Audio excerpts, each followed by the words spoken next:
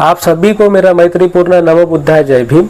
मैं आप सभी का स्वागत करता हूं अपने इस YouTube चैनल में जिसका नाम है एक कदम बुद्ध के धम्म की ओर। और आशा करता हूं कि आप सभी लोग स्वस्थ होंगे, कुशल मंगल होंगे और एक अच्छा व्यक्ति बनने की आपकी जो कोशिश है वो जोरों से चल रही होंगी और अपने जो वीडियोस है वो आपको इस कोशिश में जरूर मददगार सिद्ध हो रहे होंगे। इस 110वें एपिसोड में आपका मैं फिर से स्वागत करता हूँ। बुद्ध और उनके धम्म में बाबा साहब ने लिखी हुई किताब हम समझ रहे हैं, जान रहे हैं कि सद्धम्म क्या होता है। तो हमने जाना कि सद्धम्म सिर्फ ज्ञान जो है सीखना ये इससे भी ऊपर कुछ है, यानी सीखना ही महत्वपूर्ण नहीं है। ये इसके बारे में हमने जाना। उससे पहले भी हमने जाना कि सद्धम्म के बारे में। आज हम क्या जानने वाले हैं? आज हम जानने वाले हैं कि कोई ऐसी चीज है जिसकी जरूरत हो तो वो है प्रज्ञा, विजडम, जिसे हम शानपना कहेंगे। तो ये क्या है प्रज्ञा? किस तरह की प्रज्ञा है? तो जब वस्सकार और बुद्ध के साथ एक जो चर्चा हुई है तो वो वस्सकार कहता है कि हम लोग जो है जो जिसके 4 चीजें जिसमें होती है उनको हम विद्वान मानते हैं, प्रज्ञावान मानते हैं, महान व्यक्ति समझते हैं। कौन सी वो 4 चीजें बता रहा है कि वो जो व्यक्ति है ना वो क्या होता है, शिकाऊ होता है, उसको सीखना अच्छा लगता है, जल्दी सीख जाता है। वो कुछ भी उसको समझाइए तो वो सीख जाता है। कोई उसको गाथा समझाए, मंत्र समझाए तो वो सीख जाता है और बता सकता है कि हाँ ये इसका अर्थ है। वह जो है उसकी स्मरण शक्ति अच्छी होती है। वो बीते जमाने की बातें जो बीते हुई होंगी उसके साथ में तो वो याद करके समझा सकता है। उसको गृहस्थों के कार्य सभी समझते हैं और वो उनको भली भांति मेहनत से करता है। और अंत में जो है उसको ये ज्ञान होता है कि क्या सही है क्या गलत है।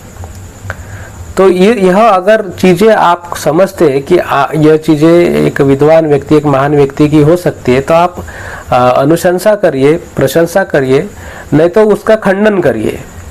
तो बुद्ध कहते कि मैं इसका खंडन भी नहीं करूंगा, उसकी प्रशंसा भी नहीं करूंगा। मुझे लगता है कि एक विद्वान जो होता है, एक प्रज्ञावान जो व्यक्ति होता है, महान व्यक्ति होता है, उसमें जो आपने बताया, यानी वस्सकार ने जो बताई है उसके अलावा, यानी ये तो नहीं, उससे अलावा जो कोई चीजें चाहिए। लेकिन जब हम देखते हैं ना, इसके बारे में तो हम डिस्कस करेंगे बुद्ध ने क्या कहा, लेकिन ये जो 4 चीजें जो वस्सकार ने बताई है ना, ये भी कोई मामूली चीजें नहीं है। उनकी प्रज्ञा देखिए, ये यानी वो क्या समझ रहे हैं कि प्रज्ञा क्या है कि आप सीखना चाहते हैं, सीखने की कोशिश करते, जल्दी सीख जाते हैं, आपकी स्मरण शक्ति अच्छी है, आपको गृहस्थों के सभी कार्य पता है, और उससे भी है कि आपको क्या अच्छा क्या बुरा इसमें आपकी निपुणता है, आपको ये समझता है। तो यही तो चीजें हम चाहते हैं ना लोगों से, यही तो चीजें हम प्राप्त करना चाहते हैं। लेकिन बुद्ध कहते हैं कि मैं इसको नहीं क्या विद्वान नहीं मानता, ये विद्वत्ता की व्याख्या नहीं है। तो हमें समझना है कि क्या फर्क है इसमें, हम अभी जानेंगे थोड़ी देर में। बुद्ध कहते हैं कि मेरी व्याख्या इससे अलग है। मैं मानता हूं कि कोई व्यक्ति जो है ना, जो जिसका अस्तित्व ही है कि वो लोगों के कल्याण के लिए, जो बहुतांश लोगों के भलाई के लिए कार्य करता है, बहुतांश लोगों को आर्य अष्टांगिक मार्ग पे आरूढ़ होने के लिए कार्यरत है, वह जो भी कुछ भी चाहता है, जिस जगह अपने चित्त को लगाना चाहता है वो लगा सकता है, जिस जगह चित्त को नहीं लगाना चाहता वो उसको जाने से मना कर सकता है, रोक सकता है। जिस संकल्प पे काम करना चाहता है वो संकल्प को धारण कर सकता है, जिस संकल्प को छोड़ना चाहता है उन संकल्प को छोड़ सकता है। वह व्यक्ति जो है वो सभी प्रकार के ध्यान जो होते हैं ना उसमें अपना चित्त एकाग्र कर सकता है। वह इस संसार में दुख से मुक्त होता है। उसने अपने जीवन में अश्रुओं पे विजय प्राप्त की होती है। मैं इस व्यक्ति को विद्वान मानता हूँ। अभी उस विद्वान में और इस विद्वान में क्या फर्क दिखता है हमें ये दिखता है। एक उदाहरण से मैं समझाना चाहूंगा आपको। मैंने एक दिन एक व्यक्ति को पूछा, बच्चे को पूछा कि तुम्हें बड़ा होके क्या बनना चाहता हो, तुम बड़ा होके क्या बनना चाहते हो? उसने मुझे बोला कि मैं एक IAS ऑफिसर बनना चाहता हूँ। अच्छा, कितनी अच्छी बात है कि कोई व्यक्ति, कोई बच्चा बोल रहा है कि मुझे एक IAS ऑफिसर बनना है। मैंने एक दूसरा सवाल उससे पूछा, क्यों बनना है तुम्हें IAS ऑफिसर? तो बोला उसमें रुतबा होता है, उसमें नौकर चाकर मिलते हैं, पैसा होता है, गाड़ी मिलती है, घर मिलता है, लाल दिए की जो है ना एक स्टेटस होता है। इसलिए और मैं ये जो इस परिस्थिति से आया हूँ यानी गरीबी से आया हूँ, तो मैं एक अच्छा एक अधिकारी बन के समाज को दिखाना चाहता हूँ। तो मैंने बोला ये तो तुम्हारी इच्छा है, तुम ऐसा बनना चाहते हो, लेकिन मुझे तो फिर ऐसा नहीं लगता कि तुम्हें ऐसा बनना चाहिए, तुम यानी तुमको IAS ऑफिसर बनाना चाहिए, ऐसे मुझे नहीं लगता। अभी तो सब लोग तो ऐसे ही कहेंगे कि हमें ये बनना है, कलेक्टर बनना है, डॉक्टर बनना है, वकील बनना है, खुद का एक स्टेटस खड़ा करना है, अच्छा एक जो ये जो है अपनी जो शान शौकत है उसको बढ़ानी है, ऐसा सबका कहना होता है। लेकिन वो पहला जो व्यक्ति था ना, जो वस्त्रकार ने बताया, वो भी वैसा है। मैंने उसको बोला कि मुझे नहीं लगता कि तुमको IAS ऑफिसर बनाना चाहिए। बोला क्यों? उसने मुझे बोला क्यों आशीष भाव ऐसे आप कह रहे हैं कि मुझे IAS ऑफिसर नहीं बनाना चाहिए। मैं बोला कि तू IAS ऑफिसर बनने की कोशिश करना चाहता है, बनना चाहता है, लेकिन उसके लिए जो यानी तुम हमारे लिए तो कुछ है ही नहीं तुम्हारे पास में, क्योंकि IAS बन के तुम हमारे ही काम करने वाला है, यानी लोगों के, नागरिक के, देश के नागरिक के कई काम करेंगे ना। इसके लिए तो तुम्हारे पास में कुछ विजन नहीं है, यानी क्या काम करना चाहते हो लोगों के लिए, उनकी समस्याओं के लिए, आपके पास में जो काम आएगा उसके लिए क्या करना चाहते हो, इसके बारे में तो कुछ विजन आपने रखा नहीं। तो हम क्यों सोचे, यानी हमारे लिए आपके पास में कुछ है ही नहीं, सब तो हम आपको IAS ऑफिसर बना देते हैं और आप अपने घर के बारे में सोच रहे हैं। तो हमारे लिए तो आपके पास में कुछ है ही नहीं, तो हम आपको क्यों बनाए IAS ऑफिसर। तो उसको समझ में आया। तो बुद्ध का जो प्रज्ञा है, प्रज्ञावान व्यक्ति है, और वो वस्त्रकार जो है उसका जो प्रज्ञावान व्यक्ति है ना, उसमें यही भिन्नता है।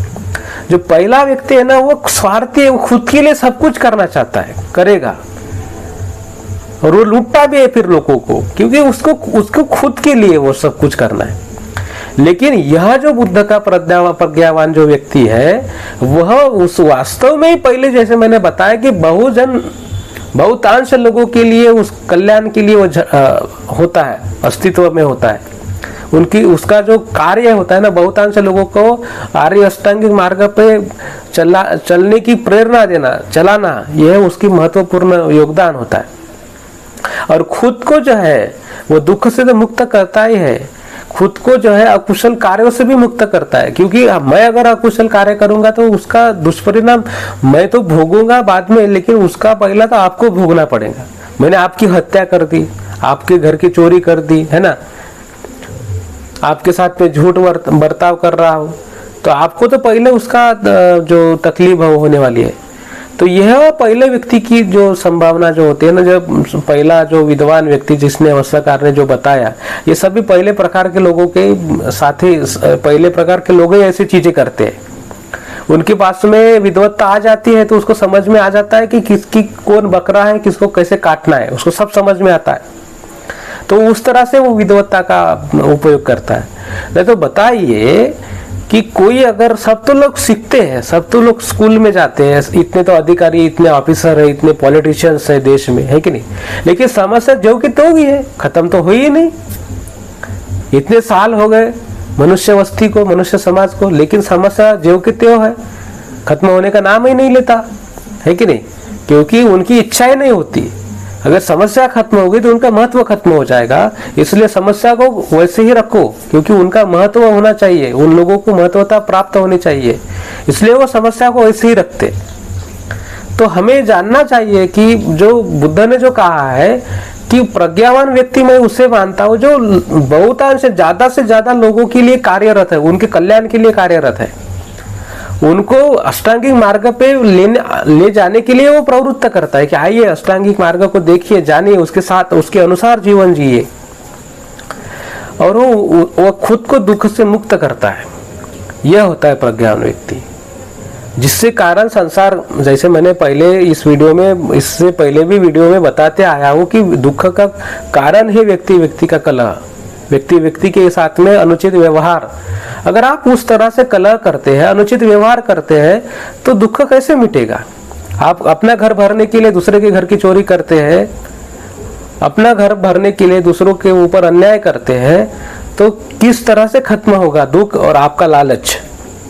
तो इसलिए यह जो बुद्ध का ज्ञान है, धम्म है, वह इस व्यक्ति को जो है ना, उसके जो अनुयायी है उनको वो ऐसा विद्वान बनाता है कि भाई हमें जो है ना इस संसार में जो है ना सबके भलाई का सोचना है, सबके भलाई के लिए सोचना है, तब जाके खुद की भलाई होगी। तो यह है बुद्ध का विद्वान व्यक्ति। हम अगर ऐसे होते हैं तो निश्चित ही हमारा व्यवहार बदलता है, एक दूसरे के साथ का जो अनुचित व्यवहार होता है वो खत्म होता है, और आहिस्ता आहिस्ता ऐसे ही दुख खत्म हो जाता है। तो आशा करता हूँ कि आपको ये चीज़ें भी समझ में आई होंगी कि क्या होता है विद्वान व्यक्ति, किसको कहते हैं। फिर वो जो है ना, सॉरी एक चीज़ मैं बताना चाहता हूँ, अंत में जो है ना वो मस्तकार कहता है कि निश्चित ही जो बुद्ध ने, आपने जो श्रमण गौतम आपने जो बातें रखी है वो निश्चित ही सराहना योग्य है, क्योंकि इससे सबका भला होता है, किसी एक का भला नहीं होता, सबका भला होता है। तो इसलिए आप अगर इस तरह से चलते हैं ना, तो आपको कोई भी बोलेगा कि आप यशस्वी हो, क्योंकि आप हमारे लिए सोच रहे हैं, आप खुद के लिए नहीं सोच रहे, हमारे लिए भी सोच रहे हैं। इसलिए हम भी कोशिश करेंगे कि आप यशस्वी हो आपके उद्देश्य में।